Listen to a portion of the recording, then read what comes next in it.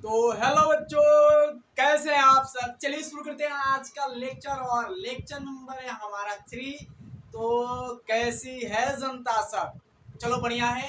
और आज के लेक्चर में बढ़िया तरीके से हम देख लेंगे स्टेप बाय स्टेप नए नए टेक्निक नए नए अप्रोच के साथ। और जो बच्चे इस चैनल पर नए हैं उसको बोल दिया जाता है बढ़िया तरीके से आप इसको पहले वीडियो को देख लीजिए। वीडियो को देखकर और पहले उसको एनालाइज कर लीजिए, उसके बाद इसको समझिएगा। मतलब कि समझिएगा, टीचर के बारे में जज करिएगा। बढ़िया तरीके से आप पहले देख लीजिए वीडियो को और उसके बाद आप इसको बताइएगा कैसे लग रहा है। तो चलिए शुरू करते हैं आज का लेक्चर। आज के लेक्चर में हम देखेंगे क्या, तो एग्रोजल इलेक्ट्रोफोरेसिस क्या होता है, उसके बाद हम क्या देखेंगे तो डीएनए मतलब कि क्लोनिंग वेक्टर क्या होता है ये देख लेंगे। उसके बाद हम आगे आगे बढ़िया बढ़िया चीजें देख लेंगे। तो चलिए शुरू करते हैं। मेजर चीज को आपको बता दिया गया जो मेन है। और सबसे पहले छोटे टॉपिक से चालू करते हैं। समझ में आ रहा है। पैलिंड्रोमिक सीक्वेंस क्या होता है, क्या है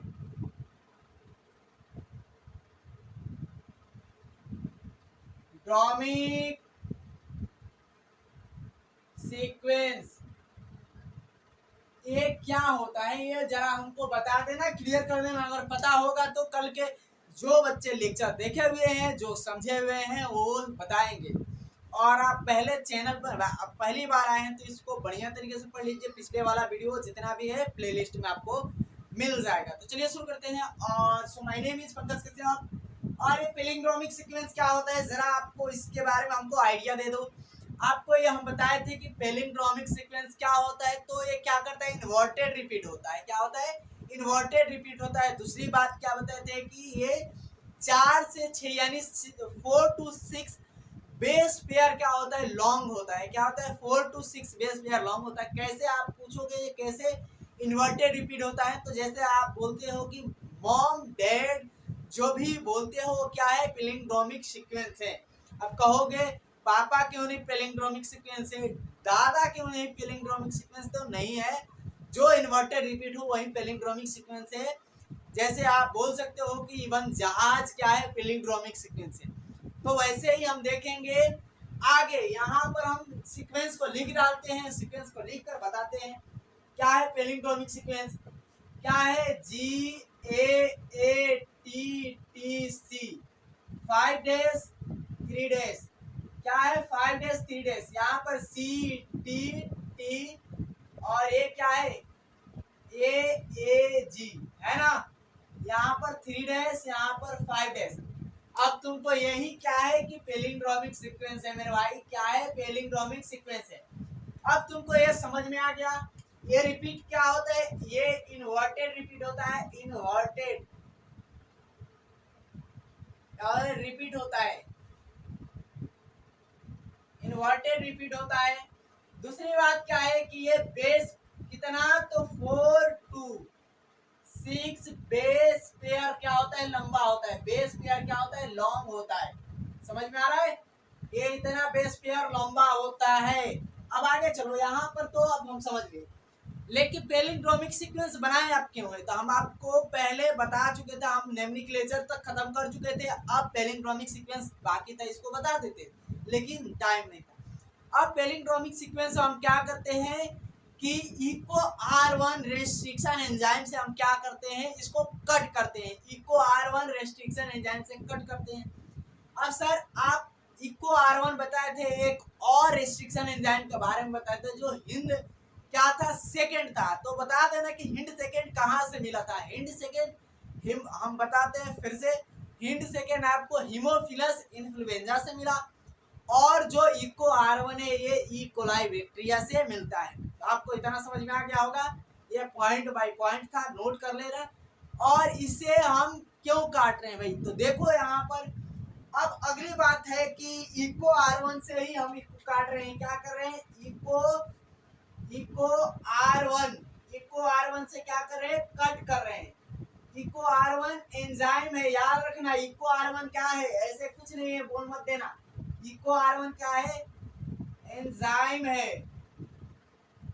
समझ में आ रहा है। इससे क्या कर रहे हैं हम, इस सीक्वेंस को कट कर रहे हैं, इस सीक्वेंस को कट कर रहे हैं। अब ये बताना, अगर पता होगा तो, पढ़े हो थोड़ी सी भी किताब को पलट कर देखे हुए तो कहाँ से काटता है। पेलिंड्रोमिक सीक्वेंस तो नाम समझ में आ गया कि 5 से 6 बेस पेयर लंबा हो, लेकिन काटेगा कहाँ से? ते काटता कहाँ से मेरे भाई? ते केवल ए और जी के मिड से काटता है। कहाँ से कटता है? Cut within the G and A nucleotide. क्या कट? ये क्या कट कहाँ से काटता है? काटता कहाँ से? Cut within the A and G nucleotide. कहाँ से? न्यूक्लियोटाइड। समझ में आ रहा है? यहाँ से काटता है, ये रेस्ट्रिक्शन हो जाएगा। अब देखो जी ये कहाँ है भाई? जी है, देखो जी यहाँ पर है, ए यहाँ पर है, ये कट कर दिया। कट करेगा भैया, चलो सर कट तो करेगा ही करेगा। अब मान लो कट किया तो क्या हुआ? 5 डैश जी बना, और क्या बना? सी बना, और क्या बना? तो टी बना, टी टी ए हो गया ना। और एक क्या है? 3 डैश है। दूसरा क्या है भैया? तो ए टी टी, और क्या बना? सी, है ना। अब चलो यहाँ पर क्या है? जी है। ये क्या है? 3 डैश है। ये क्या है? 5 डैश है। इसको आगे भी बताना है, इसको आगे बताना है। अब देखो यहाँ पर तुमको क्या दिखाई दे रहा है? तो यहाँ पर दो क्या है? यहाँ पर दो लटकते हुए क्या है? सिरे हैं। दो क्या है? लटकते हुए सिरे हैं। दो लटकते हुए एंड का कोहेसिव एंड नाम है। क्या नाम है? तो कोहेसिव एंड नाम है। कोहेसिव एंड नाम है। समझ में आ रहा है? इसकी नाम क्या है? तो कोहेसिव एंड है। याद रखना, कोहेसिव एंड क्यों भैया बोले? कोहेसिव एंड क्यों बोले? इसका और भी तो नाम हो सकता है। तो चलो हम समझा देते हैं। अब देखो यहाँ पर किस रेस्ट्रिक्शन एंजाइम से काटे हुए हैं? तो इको R1। तो ये क्या होता है? चिपचिपा होता है। क्या होता है? स्टिकी होता है। स्टिकी होता है। स्टिकी, तो इसे स्टिकी एंड भी बोला जाता है। क्या बोला जाता है? Sticky and. स्टिकी एंड याद रखना, स्टिकी एंड बोला जाता है। अगली बात है कि चिपचिपा ये दोनों सिरा है। चिपचिपा आखिर में है क्यों? इसका भी तो रीजन होगा, कुछ ना कुछ तो होगा ही होगा। ऐसे नहीं कि चिपचिपा है। तो चिपचिपा होने के कारण इसमें क्या होता है मेरे भाई? रुक जाओ 2 मिनट।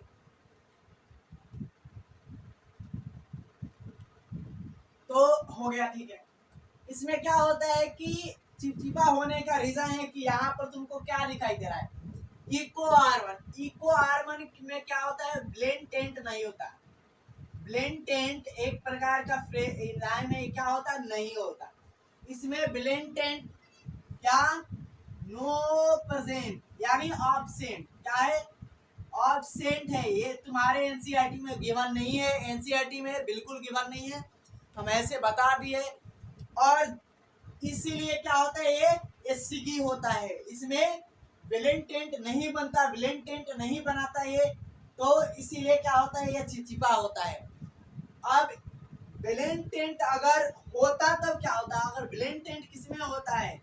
तो इको R5 में क्या होता है मेरे भाई? इको R5 में क्या होता है? ब्लेंटेंट बनता है। याद रखना, इसमें क्या होता है? प्रेजेंट होता है, प्रेजेंट होता है। समझ में आ रहा है? तब क्या होता है? ये एंड चिपचिपा नहीं होता है, ये सिरा क्या होता है? स्टिकी नहीं होता। अब एक बात तो समझ ली, इतना तो आप समझ ली। अब एक बात बताना कि ये जो बॉन्ड ब्रेक हुआ है, तो इसमें बॉन्ड कौन सा ब्रेक हुआ है? कोई तो बॉन्ड ब्रेक हुआ होगा। तो कौन सा बॉन्ड ब्रेक होता है? तो सुगर फॉस्फेट बॉन्ड ब्रेक होता है, यानी फॉस्फोडाई एस्टर बॉन्ड ब्रेक होता है। कौन सा बॉन्ड ब्रेक होता है टूटने में? तो इसमें टूटने में कौन सा बॉन्ड ब्रेक होता है? तो क्या होता है? क्या होता है? Phospho diester. डाइएस्टर बॉन्ड क्या होता है? ब्रेक होता है, ब्रेक होता है। समझ में आ रहा है? फॉस्फोडाइएस्टर बॉन्ड क्या होता है? ब्रेक होता है इसमें। याद रखना।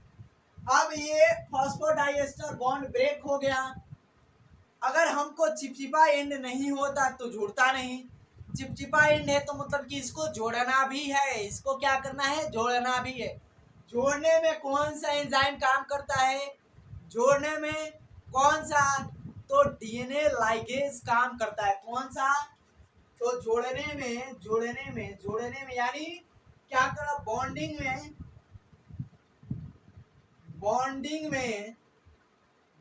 में डीएनए लाइगेज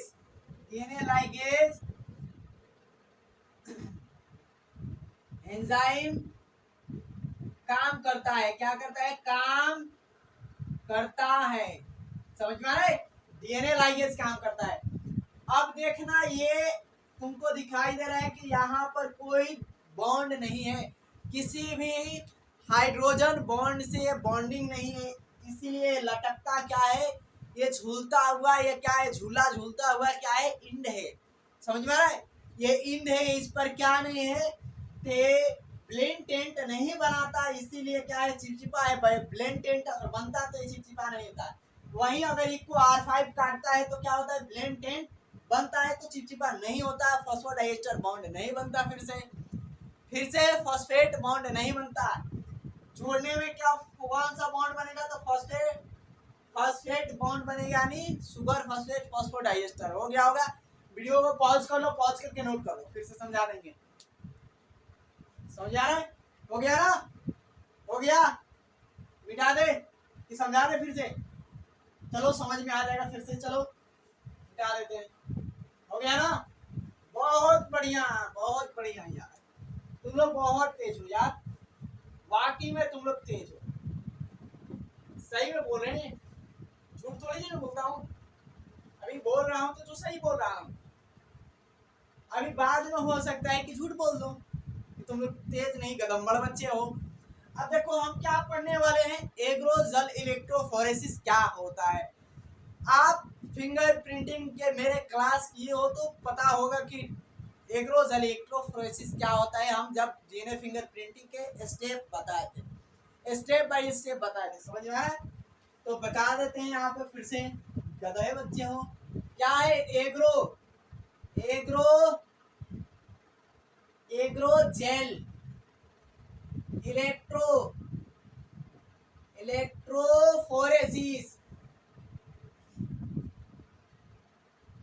इलेक्ट्रोफोरेसिस। अब तुम लोग को ये पता होगा, नहीं पता है, चलो ठीक है, बहुत बढ़िया। अब ये बताना कि ये इलेक्ट्रोफोरेसिस मतलब कि लिखे हुए हैं एग्रोजल इलेक्ट्रोफोरेसिस क्या है, कुछ तो समझ में आ रहा होगा।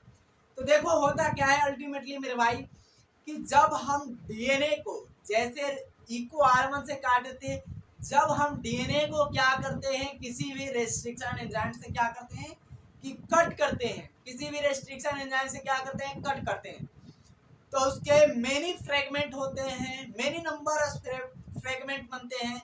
इवन चाहे हम लोग का डीएनए हो, चाहे किसी बैक्टीरिया का डीएनए हो, चाहे किसी प्लांट का डीएनए हो, किसी का भी काटेंगे तो क्या होते हैं, मेनी फ्रेगमेंट में बढ़ जाता है, क्या होता है, मेनी खंड में बढ़ जाता है, बहुत सारे। अब बहुत बढ़िया की समझ में आ गया होगा। अब उसको क्या करना जरूरी है, हमको भाई सेपरेट करना जरूरी है। क्या करना जरूरी है, सेपरेट करना जरूरी है। और सेपरेट कहाँ करेंगे भाई, तो सेपरेट करेंगे कहाँ, एग्रोजल इलेक्ट्रोफोरेसिस की एक मेथड होता है और इसको हम वहीं पे सेपरेट करते हैं।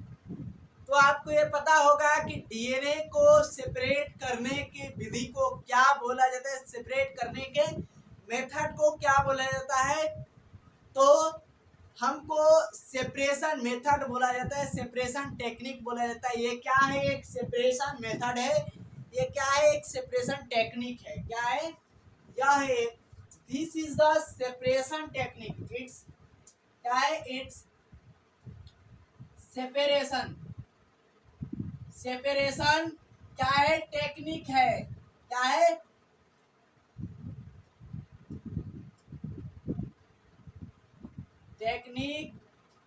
टेक्निक है, समझ में आ रहा है।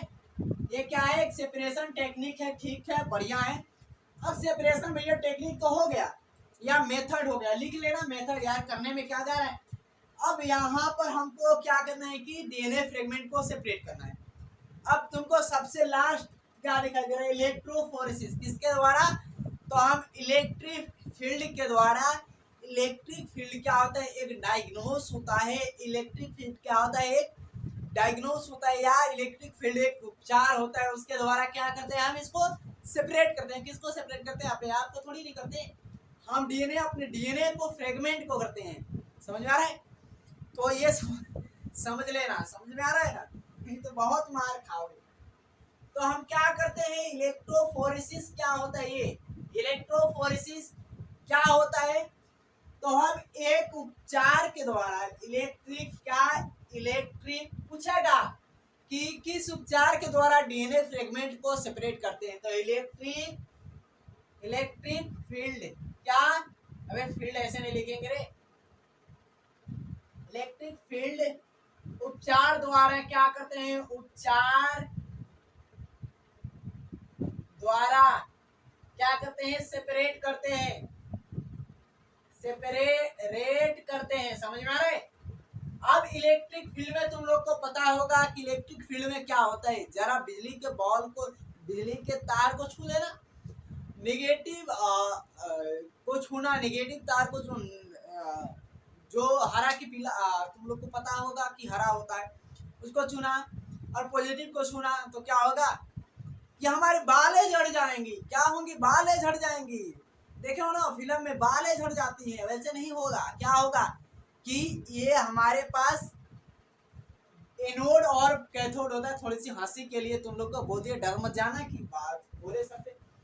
ये क्या होता है, इलेक्ट्रिक फील्ड क्या होता है, एक उपचार होता है सेपरेशन का, और इसमें क्या होता है, एनोड होता है। एनोड क्या होता है और कैथोड क्या होता है, जरा बताना। कैथोड क्या होता है, एनोड क्या होता है, पॉजिटिव होता है, कैथोड क्या होता है, निगेटिव होता है। तो पॉजिटिव ऐसे लिख दो और निगेटिव ऐसे चार्ज लिख दो। अब ये तुम लोग को पता चल गया कि समझ में आ गया सर, इतना तो हो गया। अब आगे कुछ समझना है। अब आगे मतलब कि पीछे हम लोग क्या करते हैं कि आगे से पढ़ते जाते हैं। कुछ बच्चे हैं सबसे मतलब कि गधे बच्चे हैं जो आगे से नहीं पीछे से पढ़ते हैं, तो है अभी इस लोक में भी दिखाई दे रहे हैं। तो तुमको क्या दिखाई दे रहा है कि जेल है, कहोगे सर अभी भी तो हम पीछे से ही पढ़ रहे हैं, अभी हमारे साथ हो इसलिए नहीं। जेल क्या है, जेल मैट्रिक्स किससे बना होता है, जेल मैट्रिक्स किससे बना होता है, पूछेगा जेल मैट्रिक्स किससे बना होता है। तो जेल मैट्रिक्स आपको एक रोज दिखाई दे रहा है, ये एक रोज से ही बना होता है। किससे बना होता है, एक रोज से बना होता है। समझ में आ रहा है, जेल मैट्रिक्स किससे बना होता है, तो एग्रोज से बना होता है। एग्रोज से, अबे एग्रो लिखे ना, एग्रोज से बना होता है। किससे बना होता है, एग्रोज से बना होता है। अब भैया एग्रोज क्या होता है, एग्रोज जानना है, एग्रोज होता क्या है, व्हाट इज द एग्रोज। तो बहुत बच्चे कहेंगे कि कुछ भी हो जाएगा। तो एग्रोज क्या होता है, और नेचुरल क्या होता है, नेचुरल पॉलीमर होता है। क्या होता है, पॉलीमर होता है। एक नेचुरल क्या होता है, नेचुरल पॉलीमर होता है। एग्रोज क्या होता है, एक नेचुरल पॉलीमर होता है। याद रखना, नेचुरल क्या होता है, प्राकृतिक बहुलक होता है। लिख लेना, प्राकृतिक बहुलक, बहुलक होता है। क्या होता है, प्राकृतिक क्या होता है, बहुलक होता है, नेचुरल बहुलक होता है। याद रखना। अब भैया नेचुरल बहुलक कहाँ से मिलता, कहाँ से, हमको ये समझना है ना सर कि ये मिलता कहाँ से, तो ये कहाँ से मिलता है, सीवीड होता है। क्या होता है, सीवीड होता है, यानी प्राकृतिक खरपतवार, सॉरी समुद्री खरपतवार होता है। ये समुद्र से मिलता है। कहाँ से मिलता है, ये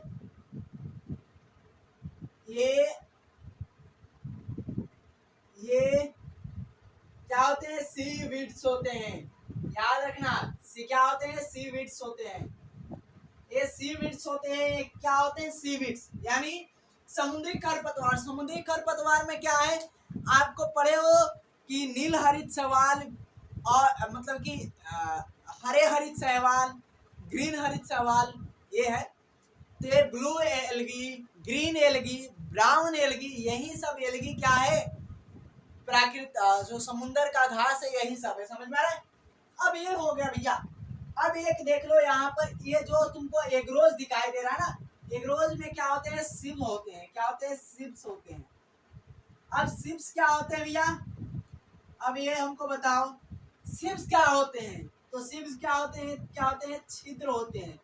क्या होते हैं? छिद्र होते हैं, यानी छेद होता है। जैसे क्या होते हैं, चालनी देखे हो ना घर पे, चालनी, वैसे छिद्र होते हैं। अब इस छिद्र में क्या होता है, इस सिप्स में क्या होता है, हमारा जो डीएनए है, डीएनए फ्रेगमेंट है, वो क्या करता है भैया, गति करता है। क्या करता है? मूव करता है। समझ में आ रहे? इसी सिप्स में तो हो गया होगा, समझ में भी आया होगा। इसको पहले वीडियो को नोट कर लो पॉज करके, और उसके बाद आगे देखते हैं। समझ में आ रहा है? तो हो गया, तो कर लेना, बोल देना हमको जब हो गया सर। समझ में आ रहा है? हो गया ना? ओके, चलो बहुत बढ़िया यार, बहुत तेज तड़ाक हो यार तुम लोग। हो गया ना? मिटा दे, मिटा दे कि और कुछ तुमको समझना है? नेचुरल पॉलीमर क्या होता है सर? पॉलीमर यानी बहुलक हमको बताओ। तो बहुलक भी बताएंगे आगे। चलो, अब हो गया ना? बहुत बढ़िया। ऐसे तो बहुत। अब देखो तुमको क्या दिया है कि इसकी थोबड़ा बनाया है। हमारे एनसीईआरटी में क्या बनाया है, इस एग्रोज सेल इलेक्ट्रोफोरेसिस का क्या बनाया है, तो थोबड़ा बनाया है। क्या बनाया है मेरे भाई? इसकी थोबड़ा बनाया है हमारे एनसीईआरटी में, इसकी फिगर बनाया है हमारे एनसीईआरटी में। उसको हम बढ़िया तरीके से देख लेते हैं। समझ में आ रहा है? अब चलो यहाँ पर देख लो भैया, बना दिए सर, बना दिए तो बढ़िया भी है। अब तुमको क्या दिया है, बनाया गया है। ये क्या होता है, निगेटिव इंड होता है, ये क्या होता है, पॉजिटिव इंड होता है। समझ में आ रहा है? याद रखना। और इस जो हमारे एग्रोज होते हैं, यहाँ पर क्या होता है, कुछ वेल्स होते हैं। क्या होते हैं? कुछ गड्ढे होते हैं। क्या होते हैं? अरे यार बोलो। कुछ गड्ढे होते हैं, कुछ गड्ढे या गधे होते हैं। समझ में आ रहा है? अब तुमको ये दिखाई दे रहा है गड्ढा। अब इस गड्ढा में हम क्या करते हैं, इस गड्ढे में हम डीएनए फ्रेगमेंट को क्या करते हैं, तो लोड करते हैं। जैसे फिल्म, जैसे जो भी चीज तुम डालते हो उसे लोड करना बोलते हैं। क्या करते हैं, इसको लोड करते हैं। किसमें? तो ये क्या है, वेल्स है। क्या है? वेल्स है।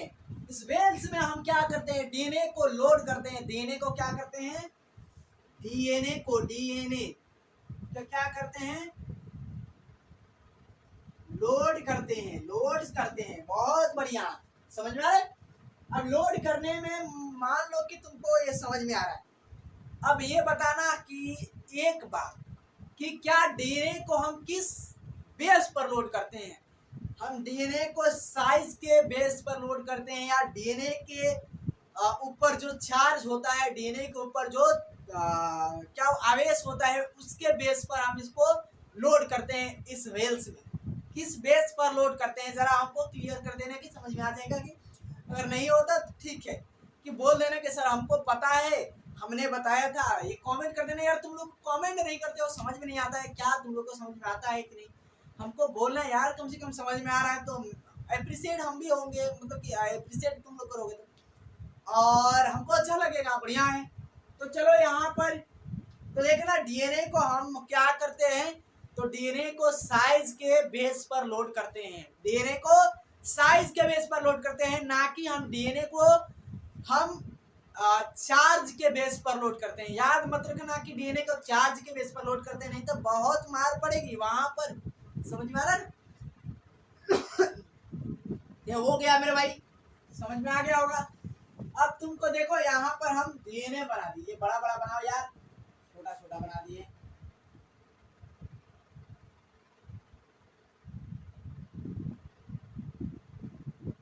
यार ये क्यों रखे हो, इससे बनाओ।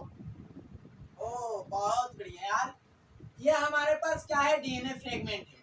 क्या है, डीएनए फ्रेगमेंट है। काली काली कौवा कलवा हो गया। अब ये क्या है, थोड़ा सा लंबा, इससे बड़ा फ्रेगमेंट है। काला काला कौवा काला हो गया यार, हो गया ना। ये लंबा क्या है और बड़ा हो गया ना। चलो बहुत बढ़िया यार। ये काला ये कलवा और बड़ा है, ये कलवा क्या है और बड़ा है। देखो ये थोड़ी सी बड़ा है, ये छोटा है, याद रखना। ये कलवा और छोटा है और मतलब और बड़ा है ये। अब तुमको ये क्या है कि ये डीएनए फ्रेगमेंट है। क्या है? डीएनए फ्रेगमेंट है, डीएनए फ्रेगमेंट है। अब डीएनए फ्रेगमेंट को भैया क्या किए तो लोड कर दिए। अब जब हम लोड कर देते हैं उसके बाद क्या करते हैं हम इलेक्ट्रिक फील्ड को क्या करते हैं अप्लाई करते हैं। अप्लाई द इलेक्ट्रिक फील्ड, क्या करते हैं अप्लाई करते हैं इलेक्ट्रिक फील्ड को, इलेक्ट्रिक चार्ज को अप्लाई कर देते हैं। वो भी कर दिया सर। अब तुमको जो छोटा सबसे क्या है स्मॉलेस्ट दिखाई दे रहा है, स्मॉलेस्ट फ्रेगमेंट, स्मॉलेस्ट फ्रेगमेंट सबसे क्या करता है, सबसे सर्वाधिक गति करता है। क्या करता है? सबसे सर्वाधिक गति करता है, मतलब कि सबसे ज्यादा, सबसे लंबा क्या करता है, मूव करता है सबसे ज्यादा। और जो तुमको छोटे छोटे दिखाई दे रहे हैं यहाँ पर, ये क्या होते हैं फ्रेगमेंट, थोड़े से बड़े होते हैं और ये क्या करते हैं कम गति करते हैं। क्या करते हैं? ये कम गति करते हैं। अब ये लिख देना कि डीएनए फ्रेगमेंट को, डीएनए, अबे इससे लिखो, डीएनए फ्रेगमेंट को क्या करते हैं, साइज बेस पर क्या करते हैं हम लोड करते हैं, लोड करते हैं। समझ में आ रहा है? डीएनए को किस बेस पर लोड करते हैं तो साइज के बेस पर करते हैं। समझ में आ रहा है? याद रखना, चार्ज के नहीं। अब ये हो गया तुमको, ये तुमको दिखाई दे रहा है ना, ये सबसे क्या है कि सबसे मतलब कि गधा है, सबसे लंबा है, इसको चला नहीं जा रहा है, ज्यादा खा लिया है।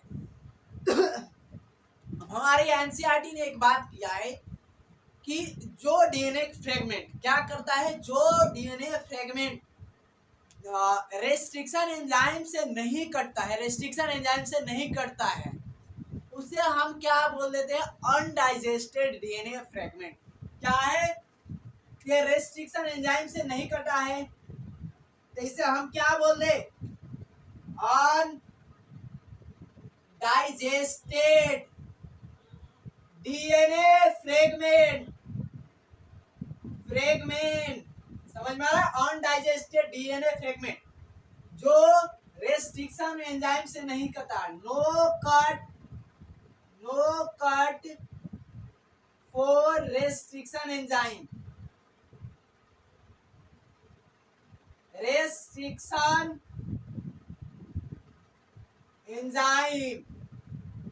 समझ में आ रहा है? ये रेस्ट्रिक्शन एंजाइम से नहीं कटा है। जो नहीं कटता रेस्ट्रिक्शन एंजाइम से वो क्या होता है, सबसे पीछे रह जाता है। सबसे लिख दो, सबसे बड़ा यानी लंबा डीएनए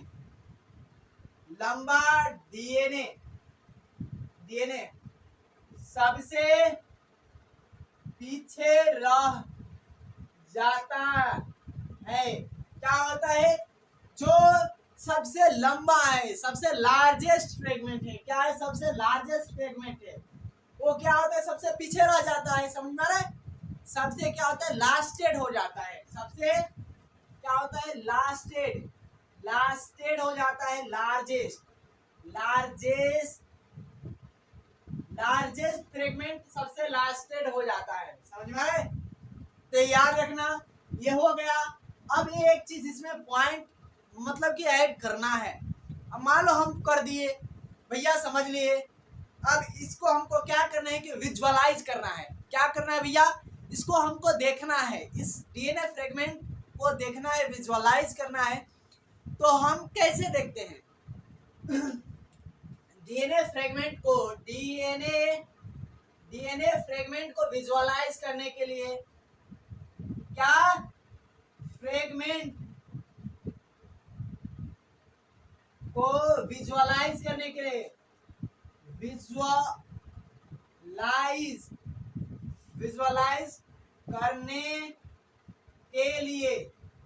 के लिए हम क्या यूज करते हैं?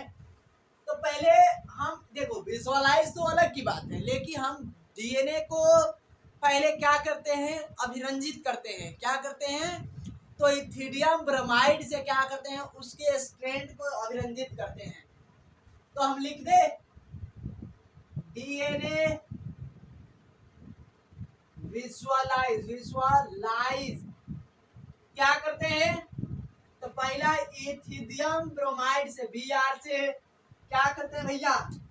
इसको हम स्ट्रेंड करते हैं, यानी अभी स्ट्रेंड को क्या करते हैं? अभिरंजित करते हैं। क्या करते हैं? अभिरंजित करते हैं। दूसरा बात क्या है भैया? दिखाई दे रहा है कि नहीं? देख ले भाई, दिखाई दे रहा? हाँ, बहुत बढ़िया है, तगड़ा दिखाई दे रहा है। एब्सोल्युटली। अब दूसरा बात क्या है कि हम जो डीएनए फ्रेगमेंट है ना, अब इसको देखने के लिए हम क्या करते हैं? यूवी, क्या है? यूवी अल्ट्रावायलेट, क्या है? लाइट। अल्ट्रावायलेट लाइट को क्या करते हैं? यूज करते हैं। किसको यूज करते हैं भैया? अल्ट्रावायलेट लाइट को, यानी जो हमारा परावैंगनी किरण है उसको हम क्या करते हैं? यूज करते हैं। अब यूज कर लिए देखने के लिए, यूज करते हैं, समझ में आ रहा है? देखने के लिए। अब देखो यहाँ पर हमारा डीएनए दिखाई कैसे देगा भैया? डीएनए हमारा दिखाई कैसे देता है? तो डीएनए क्या करता है? तो ऑरेंज और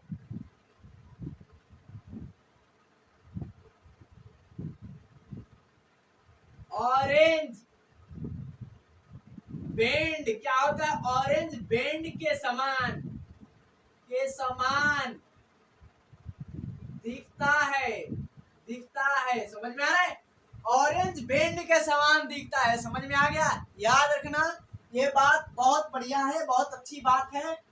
यहाँ से याद रखना, यहाँ से ये तुमको पॉइंट याद रखने वाले है, सबसे बढ़िया पॉइंट है ये, याद रख लेना। अब एक बात है कि अब थोड़ी सी आगे तुमको बता देते हैं कि देखो, अगर जिस डीएनए पर हमको क्या करना है कि एक्सपेरिमेंट करना है, जिस डीएनए पर क्या करना है? एक्सपेरिमेंट करना है। पॉइंट नंबर 1 लिख लेना। क्या आया? पॉइंट नंबर 1, ठीक। और पॉइंट नंबर 2 क्या है? पॉइंट नंबर, जिस डीएनए को हमको देखना है ना, जिस डीएनए को, उसको हम क्या करते हैं? जेल मैट्रिक्स से क्या करते हैं? कट करते हैं। और उस कट करने के प्रोसेस को क्या बोला जाता है? इल्यूशन बोला जाता है। क्या बोला जाता है? इल्यूशन बोला जाता है। जेल मैट्रिक्स को कट करते हैं। क्या करते हैं? कट करते हैं। कट करते हैं। उस प्रोसेस को क्या बोला जाता है? उस प्रोसेस को क्या बोला जाता है? तो इल्यूशन बोला जाता है। क्या? इल्यूशन याद रखना। याद हो गया? वीडियो को पॉज कर लो, पॉज करके नोट कर लो। और थोड़ी सी एक पॉइंट बता दे, 2 पॉइंट। चलो, हो गया? कर लिए? वीडियो को पॉज। चलो मेरे भाई, हो गया होगा तो ठीक है, नहीं हुआ हो तो भी ठीक है। कि समझा दे एक बार। अभी समझाना क्या है, ये समझा देते। चलो, यहाँ पर हमारे पास क्या था? तो हमारे पास ये डायग्राम दिया था एनसीईआरटी के डायग्राम में बताया था कि हमारे पास ये वेल्स होते हैं। वेल्स में क्या करते हैं? डीएनए फ्रेगमेंट को लोड करते हैं। डीएनए फ्रेगमेंट को लोड कर दिए भैया, और उसके बाद किस बेस पर लोड करते हैं? क्यों लोड करते हैं? किस बेस पर? तो हम क्या करते हैं? साइज के आधार पर लोड करते हैं। लोड कर दिया भैया, लोड करने के बाद इलेक्ट्रिक फील्ड चला दी। इलेक्ट्रिक फील्ड चलाने के बाद जो सबसे क्या है? सबसे बड़ा डीएनए फ्रेगमेंट वो पीछे रह जाता है। जो सबसे छोटा है वो सबसे क्या होता है? आगे निकल जाता है, सर्वाधिक गति करता है। और एनसीईआरटी ने बोला है जो रेस्ट्रिक्शन एंजाइम से जो डीएनए फ्रेगमेंट नहीं कटा है वो सबसे लार्जेस्ट होता है। तो उसे अनडाइजेस्टेड डीएनए फ्रेगमेंट बोला जाता है। समझ में आ रहा है? अब एक बात बोला है कि क्या डीएनए फ्रेगमेंट को विजुअलाइज करने के लिए इथिडियम ब्रोमाइड का क्या किया जाता है, यूज किया जाता है। इथिडियम ब्रोमाइड का यूज किया जाता है स्ट्रेन को अभिरंजित करने के लिए, स्ट्रेन को अभिरंजित करने और देखने के लिए। हम ये लाइट, सामान्य लाइट जो हमारे देख रहे हैं, इसमें हम नहीं देख सकते हैं सिंपल लाइट में। इसको देखने के लिए यूवी रे, अल्ट्रावायलेट रे का यूज किया जाता है। और किस तरह से दिखाई देगा, तो हमको ऑरेंज बेड की तरह दिखाई देगा। दूसरा बात क्या है कि एलूजन किसे कहते हैं, एलूजन किसे कहते हैं, तो जेल मैट्रिक्स को कट करते हैं और उसमें से क्या करते हैं, डीएनए को निकालते हैं। क्या करते हैं, डीएनए को निकालते हैं, निकालते हैं। क्यों निकालते हैं भैया, एक्सपेरिमेंट करने के लिए, तो उसे ही इल्यूजन बोला जाता है। हो गया होगा, चलो ठीक है, बहुत बढ़िया भाई मेरे, हो गया तो बहुत बढ़िया यार। तुम लोग तो बहुत तेज हो यार, पहले भी बोल दिए हैं, अभी बोल दे रहे हैं। अब तो ये हो गया, आगे क्या देखना है, आगे वही हमारे पास देखना क्या है, तो हम जो आपको एनसीईआरटी में इसका भी डायग्राम दिया है, एनसीईआरटी में इसका भी डायग्राम दे दिया है। क्या दिया है, तो हमको फिर से पैलिंड्रोमिक सीक्वेंस देखना है। पैलिंड्रोमिक सीक्वेंस में आपको बना देते हैं फटफट, क्या बना देते हैं, तो GAATT और क्या दिया है, तो हमारे पास क्या दिया है, C दिया है, C दिया है ना। 5 डैश है, 3 डैश है, और इसका नेमनिंग कर देते हैं ATTAAG। हो गया ना, ये क्या है, 3 डैश है, ये क्या है, 5 डैश है। अब देखो ऐसे बनाया है, ऐसे डीएनए को बनाया है, समझ में आ रहा है, ऐसे बनाया है, समझ में आ रहा है, दिखाई दे रहा ना, थोड़ी सी तो दिखाई दे रहा होगा।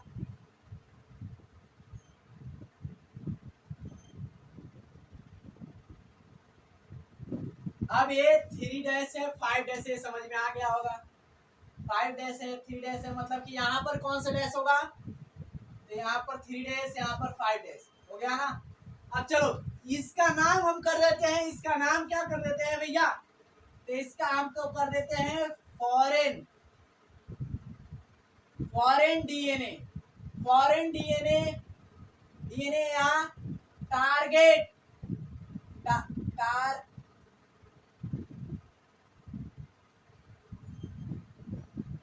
Target DNA. और क्या कर देते हैं, एक हम बना देते हैं फिर से GAATTCTTAA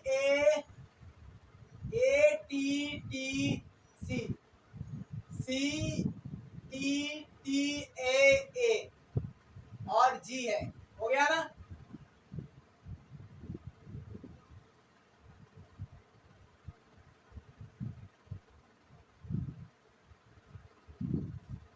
अब देखो यहाँ पर तुमको दिखाई दे रहा है कि कौन सा डैश है, 3 डैश, 5 डैश, यहाँ पर 5 डैश, 3 डैश, हो गया, ठीक है। अब तुमको ये दिखाई दे रहा है, इसका नाम हम क्या कर देते हैं, vector, vector DNA, vector DNA, समझ में आ रहा है मेरे भाई। अब देखो यहाँ पर इसने बोला है कि हमको क्या करना है, तो ये बताना है, हमारे एनसीईआरटी में बताया है। हम क्या करते हैं कि किसी का ले सकते हैं डीएनए, ऐसा नहीं है, हम अपना भी ले सकते हैं, और लेकर इसको क्या करते हैं, तो कट करते हैं। कट करने के बाद हम क्या करते हैं मेरे भाई, कैसे कट करते हैं, देखो हम पहले कैसे कट किए थे, तो क्या किए थे, इथिडियम इको R1 से कट किए थे, इथिडियम मत याद रखना है, इको R1 से क्या किए थे, दोनों को कट करते हैं। क्यों कट करते हैं भैया,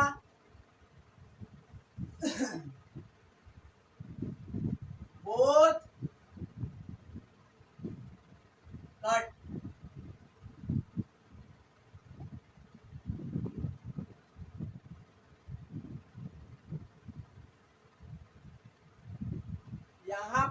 ये सिंपल में रहने दो।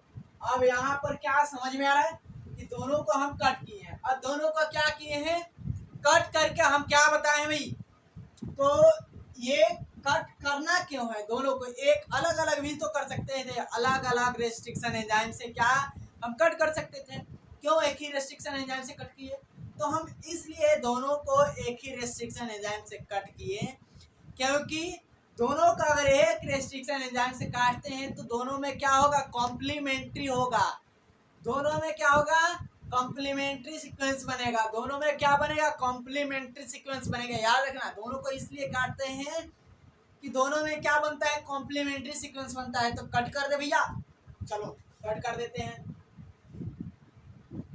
अब ये क्या बना दिए, जी ए पहले। अब देखो यहाँ पर तो अभी कट कर देंगे, कहाँ पे कट करते हैं ये बताना, कट कहाँ पे लगाते हैं, कट जी और ए, जी और ए, कट कहाँ लगाते हैं, तो जी और ए और जी और ए।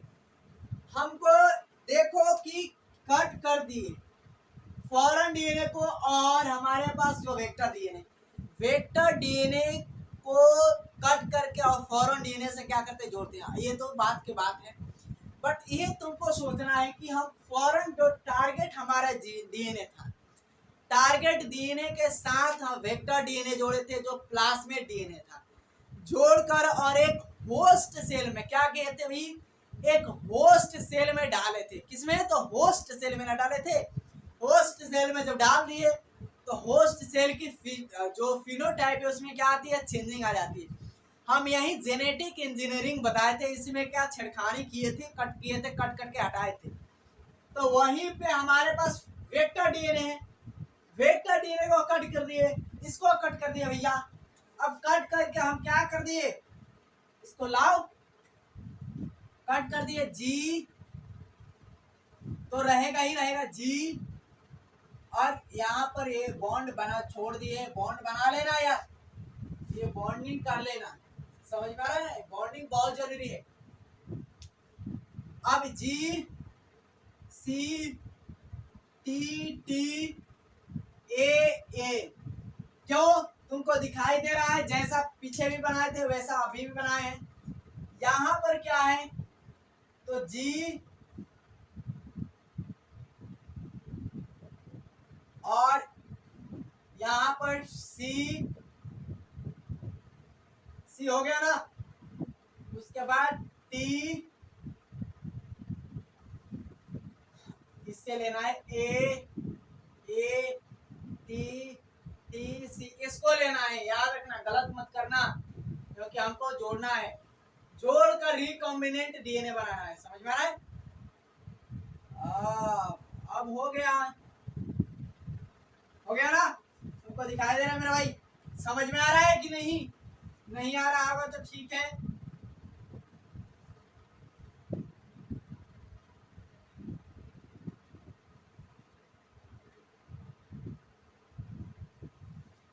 सब गड़बड़ था,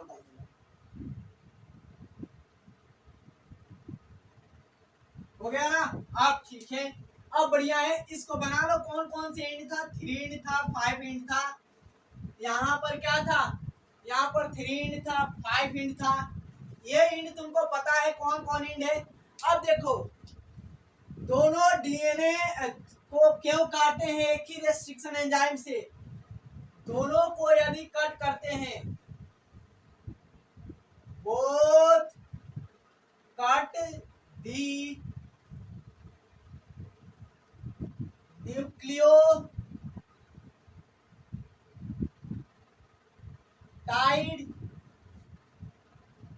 सीक्वेंस,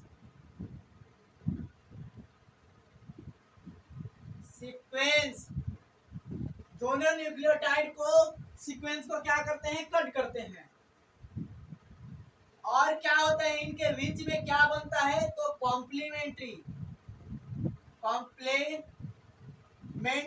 क्या होता है, कॉम्प्लीमेंट्री संवाद, यानी कॉम्प्लीमेंट्री हो जाते हैं। दोनों को अगर अलग अलग रेस्ट्रिक्शन एंजाइम से काटते तो कॉम्प्लीमेंट्री होते हैं। मान लो एक हिंद से काट देते या एक को 5 से काट देते हैं तो क्या कॉम्प्लीमेंट्री होते हैं, नहीं होते मेरे भाई। तो कॉम्प्लीमेंट्री होने के लिए हम एक ही रेस्ट्रिक्शन एंजाइम से काटे हुए हैं। कट गया भैया, कट गया तो ये तुमको पता है कि ये दोनों क्या है, ये क्या है, ये लटकते हुए क्या है, इंड है। ये लटकते हुए क्या है, इंड है। ये इंड है तो अब इस इंड को भैया जोड़ो। इस इंड को एनसीईआरटी में देख लेना है, वहीं बताए हैं, एक ही चीज बताए हैं। अब इस इंड को हमको जोड़ देना है।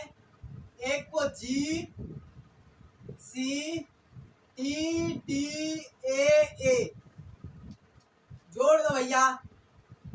ए टी और क्या है, टी है। अरे कुछ छूट रहा है क्या, दिख रहा है तुमको? हाँ जी सी छूट रहा है। और क्या है, सी और जी, ये छूट रहा था।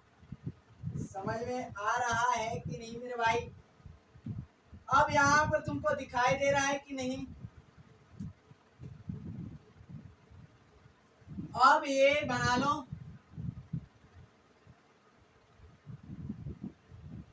बना लो।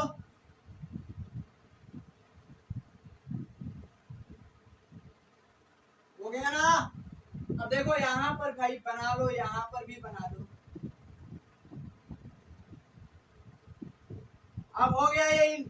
अब यहाँ पर तुमको क्या बना, रिकॉम्बिनेंट कॉम्बिनेंट डीएनए मिला। रिकॉम्बिनेंट डीएनए मिला। इसे रिकॉम्बिनेंट डीएनए ही नहीं बोल सकते, इसे क्या बोल सकते हैं, हाइब्रिड डीएनए भी बोल सकते हैं। तो ये 5 इंड है, 3 इंड है, 3 इंड है, 5 इंड है। समझ में आ रहा है? अब हमारे पास क्या मिला है, देख, रिकॉम्बिनेंट डीएनए। इसी को रिकॉम्बिनेंट डीएनए को बोहर जी ने काम किया था, इसी पर काम किया था, ऑर्बर और बोहर, याद रहना चाहिए। समझ में आ रहा है?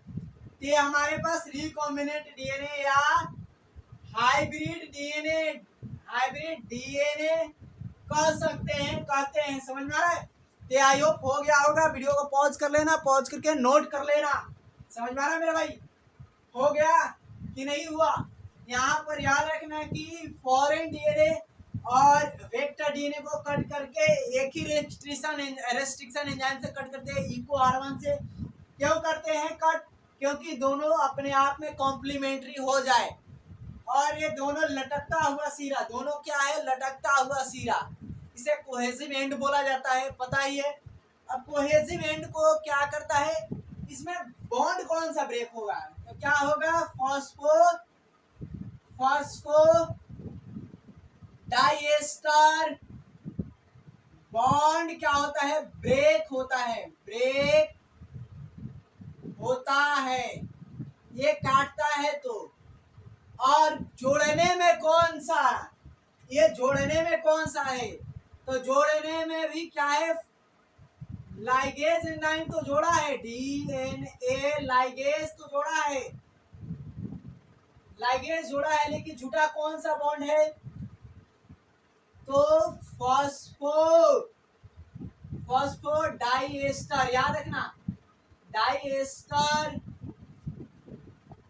बॉन्ड क्या होता है, जुड़ता है। समझ में आ रहा है? तो याद रखना मेरे भाई, हाइड्रोजन क्या है, हाइड्रोजन बॉन्ड है या फॉस्फो डाइएस्टर बॉन्ड है, एक ही है। ठीक है, समझ में आ रहा है? तुमको ये सारा चीज तो पहले ही बता चुके हैं, समझ में भी आना चाहिए। अब कल वाले लेक्चर में हम आपको जो क्लोनिंग वेक्टर है उसके बारे में, क्लोनिंग वेक्टर जो भी चीज है उसके बारे में समझाएंगे। तो चलिए इसको पहले नोट कर लो, उसके बाद मिलेंगे आपसे कल वाले वीडियो में। हो गया मेरे भाई? हो गया होगा तो वीडियो को पॉज करके नोट कर लेना। तो चलिए मिलते हैं नेक्स्ट वीडियो में, और बढ़िया तरीके से आप पढ़ते रहिए, और बढ़िया तरीके से आपकी हेल्प के लिए हम ये सारी चीज़, आपकी जो नीट की पैटर्न है इसके हेल्प में आपकी हम मदद करना चाहते हैं, कर रहे हैं। तो आपको अच्छा लगे वीडियो तो इसको लाइक भी कर दीजिएगा, सब्सक्राइब कर दीजिएगा। चलिए मिलते हैं नेक्स्ट वीडियो में।